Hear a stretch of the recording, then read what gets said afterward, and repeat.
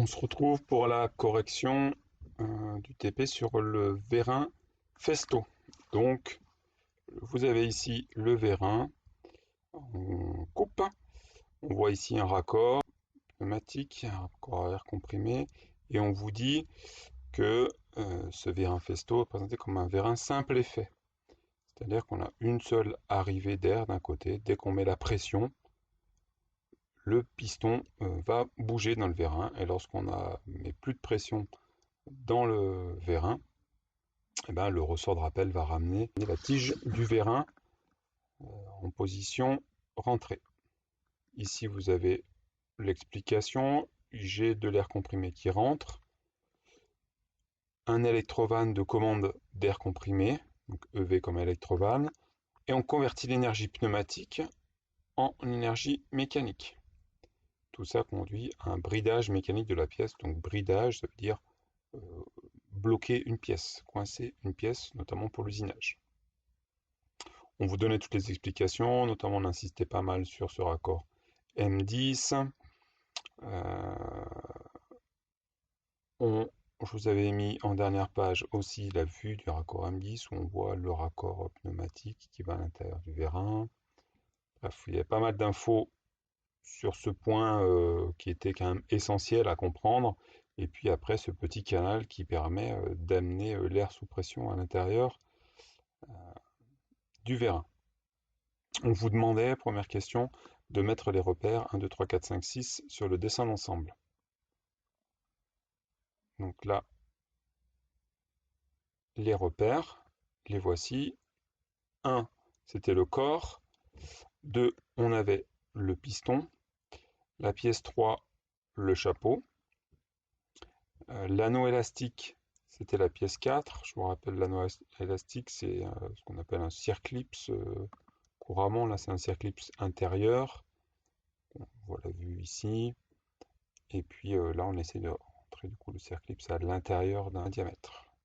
Ensuite, on avait un joint, la pièce numéro 5, à ce niveau-là, le joint. Et puis un ressort, le ressort de rappel de la tige du vérin, en pièce numéro 6. Question d'après, on vous demandait de dessiner sur le plan d'ensemble en bleu le volume qui est à pression atmosphérique. Donc là, on est sur un vérin pneumatique. Du coup, la pression atmosphérique, c'est la pression de l'air ambiant, hein, contrairement à la pression fournie par le compresseur, qui, là, on vous demandait de le colorier en rouge. Donc, en bleu, la pression atmosphérique. Ici, on a le petit trou D. Vous demandez à quoi sert ce détail D sur la coupe AA. Ce détail D montre la mise à l'air libre. Ce conduit permet l'échappement ou l'entrée d'air en fonction du mouvement du piston. L'échappement, lorsque l'on vient mettre de la pression dans la partie rouge ici, le piston remonte et l'air peut s'échapper par D. A l'inverse, lorsqu'on enlève la pression dans le tuyau ici, dans le raccordement, le ressort vient pousser la tige du vérin et l'air du coup rentre par l'orifice D. Du coup, les volumes en bleu, c'est bien les volumes qui sont liés à la pression atmosphérique, hein, tout autour du vérin. Il y a cette pression en bleu là. Et puis la pression fournie par le compresseur, par l'air comprimé, c'était bien la pression en rouge, le volume en rouge. Voilà ce qu'on vous demandait. L'autre question, c'était sur le dessin d'ensemble, de repérer les classes d'équivalence du système en coloriant de la même couleur les pièces fixes entre elles. Donc pour ça, je vous mettais un lien sur EC-Ligne de faire le cours sur les classes d'équivalence, ou les sous-ensembles fonctionnels, c'est la même chose.